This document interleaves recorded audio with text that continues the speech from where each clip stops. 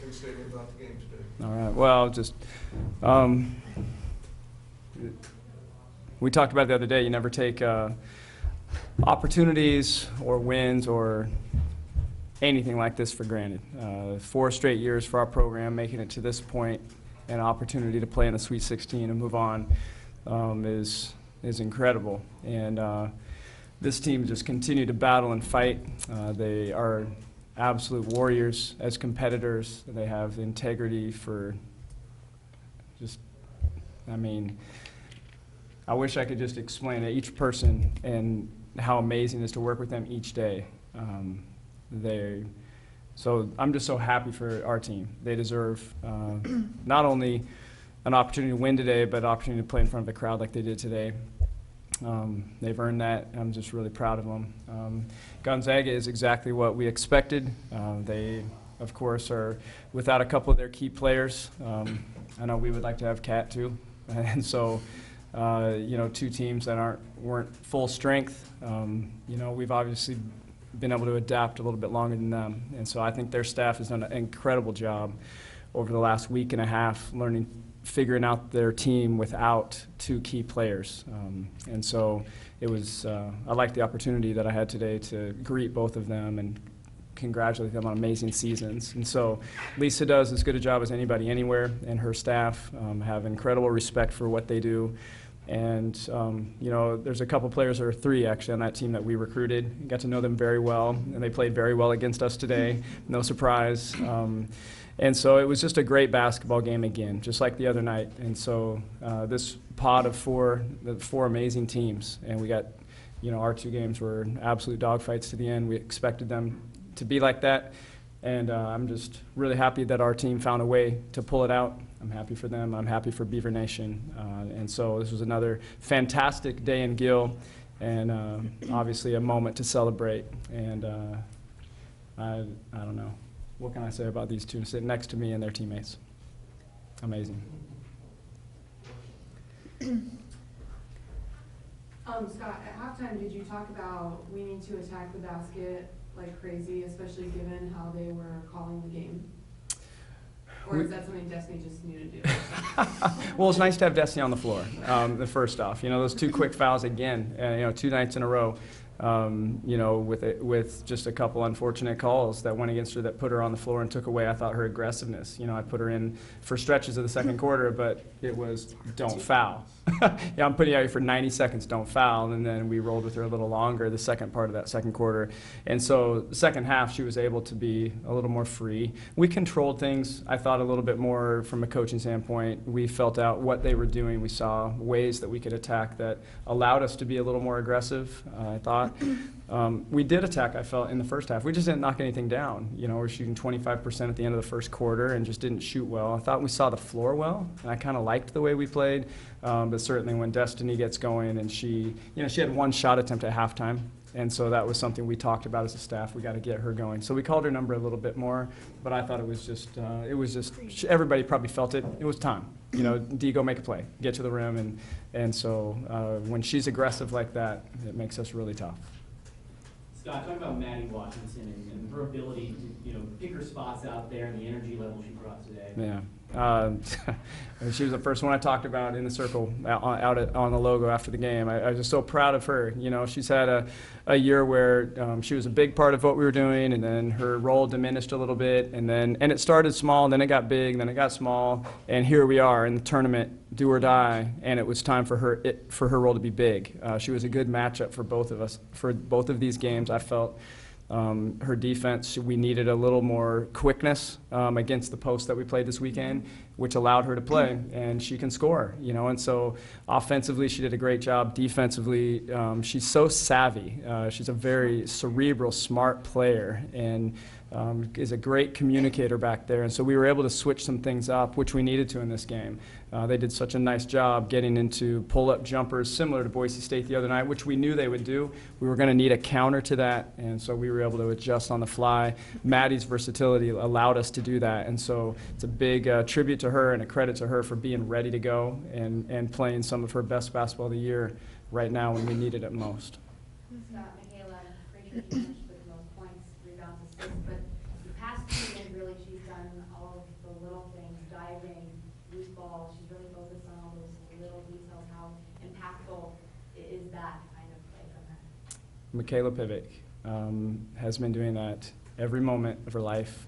I didn't know Mick before her sophomore year in high school, but I'm sure she was diving on every loose ball as a 3-year-old, you know, in the bonus room or whatever at their house. And she has been the stabilizer. I don't mind saying this right in front of her. I don't want to embarrass her because she would deflect every ounce of anything you're going to say to her because she's not about her. Every ounce that you see is for her teammates. It's for her family. It's for everyone else.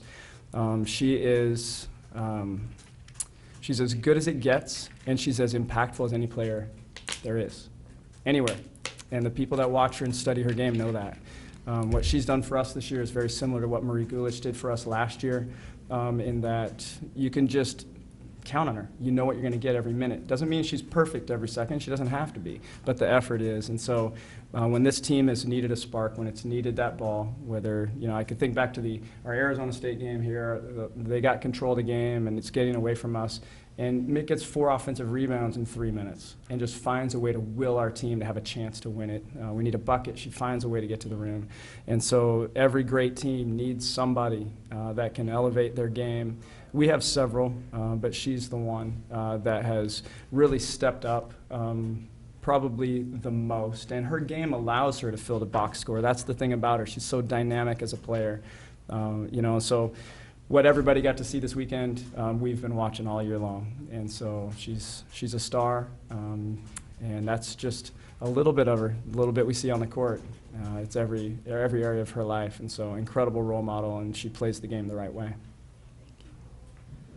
Destiny, you've been on the bench for at the end of a lot of tight games this year. Well, I'm sure you're really happy for the success of your teammates, you know, particularly Aaliyah, who's come in. Was there a part of you that tonight thought, okay, I came here to help them win big games? And did you have, you know, like a pep talk with yourself at halftime? It's never been something that I'm really focused on, you know. I trust this coach right here because that's why I'm here. And whatever decision he makes, I trust my teammates enough to go in there. And there's a reason they're in there, and there's a reason I'm on the floor sometimes too. And so I just roll with it. I trust them so much, and look where we are. So I really can't have a reason to look at it in a negative way. Everything's in a positive. And I think everyone's doing a great job making great decisions, and I can't say anything bad. And I think Dee's aggressiveness in the third quarter was a big reason why we were able to have such a great third quarter, and it spread to the rest of our teammates as well. And we won the third quarter. Yeah. For the record, we won the third quarter. been a while. That's been a Let's problem. go. We won it tonight. Maybe we just have to be down at halftime. That's the truth.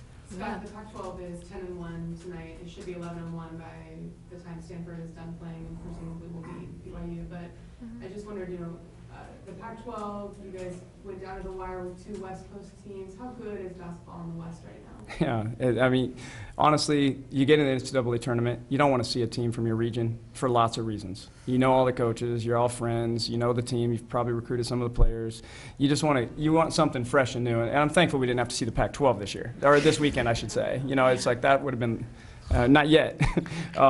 However, to see teams from the Northwest, you know, they're going to be incredibly well coached. They're going to be disciplined. They're going to be, and that's what we knew we were facing this weekend. You know, the West Coast in general is just, I mean, I might be biased, but I don't think I am. We've played all over the place. These teams are so dynamic in the way that they play, disciplined, and all those things. And so our conference, you mentioned that, there's no surprise there at all. We're all prepared. I've said it forever. Whatever's going to happen in the postseason is directly related to us beating up on each other all regular season, you know. And we talked about us kind of having a, you know, obviously not a great performance in the Pac-12 tournament. Well, if you look at that last month of our season, we're dead tired. I mean, the conference just wore us down, and I mean, we needed a week before that, you know, to get ready for it. Not as an excuse, but it's the reality. And so this conference is the best. Most rating systems actually have us #1. I think RPI we're 2. Anybody that plays against us knows that, you know. So I'm really happy for the conference, and not surprised in a bit that we are where we are. Michaela, could you just talk about getting back to the Sweet 16?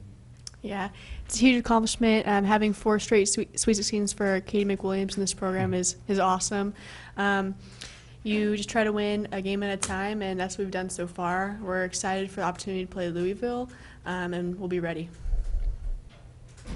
For Scott and Michaela, the other day before Arizona State's game, someone asked Charlie about, playing in a tough environment. They were playing Miami, and she laughed and said, "We played Oregon State. We won at Oregon State. That's a tough environment.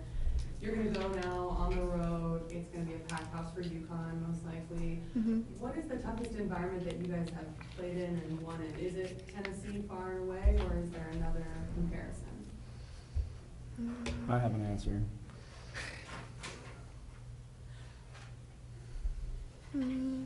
Winning at Tennessee was pretty cool. What's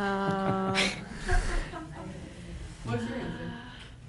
Well, I mean, I think the Civil War Series this year was pretty incredible for both teams, and to sell out both arenas, and so everybody got to see that. Last year I thought Louisville in Lexington. We're an hour or whatever from their home in their regional, and there was 6,000 to 7,000 I think of their fans there. To me, that was one of the best environments. I don't necessarily know why. If the arena was closer, I don't know. Playing in front of Baylor, 3 years ago to go to the Final Four in the Elite Eight in Dallas, it was very similar. Those two, you're playing basically on their home court, even though you're not. And so we have not personally experienced anything like this. The way our fans cheer is just, and everybody that, I listen off other people. I have my own opinion of that, but I listen to other people. Maybe the field house feel, how close people are to the court, but just the way that they cheer is so special. It's not an arena, it's not an NBA feel, it's a fan-generated atmosphere. That's really special, and so we've heard that from a lot of people when they come here and play. Scott, can you just kind of talk about just the gritness and toughness that you guys showed in beating Gonzaga? It was a little late coming in, but just kind of tell me a little bit about that. And for a team like Gonzaga that maybe should have been seeded higher than a 5 seed. Yeah, I mean, we were talking about Boise State the other night. I mean, being a 13 and having to play a team on their home floor after a season that they've had and the way they've played and how good they are. Seeding is up for debate. Nobody can really, you can't say anything. I mean, we were clearly an Elite Eight team a year ago, and we were a 6 on the road in the first 2 rounds on someone else's home floor. We felt like we could easily have been a 4, and there was an argument for that. So what I'd say to that is, what can you do? Nothing. You can't control it, and so you just do what you can with that opportunity. And I thought Gonzaga did everything they could, just like Boise State did. They came and played great. Both teams played gritty and tough, hit big shots, and it took a huge effort for us to win. We mentioned the Pac-12 and the quality of that. Well, our entire last month in general has been games exactly like this. Every game has been exactly like this. And so we are so battle-tested. I don't even need to practice in late game situations because we just have game experience where every game is, okay, what are we going to do in this scenario, this scenario, this scenario? I mean, I've never had a stretch like this in my career in 23 years where we have been in this many close games and found ways. And so it's really fun. I mean, it's giving everybody heart attacks and health issues probably that care so much about us, but because I get that text or email a lot, can you make it easier? I'm like, I'd love to, but this is who we are, and so we're just going to grind it out, So I don't know what you could say about the grittiness and toughness. This team just has a will to win. They have confidence that they can make plays, and they find a way. And we I'm really proud of our staff as well for all their preparation and their advice to me, and their decisions have been on point all year. And so it's been so fun to be a part of, and so I don't see it probably changing anytime soon. And so that grittiness will carry us forward.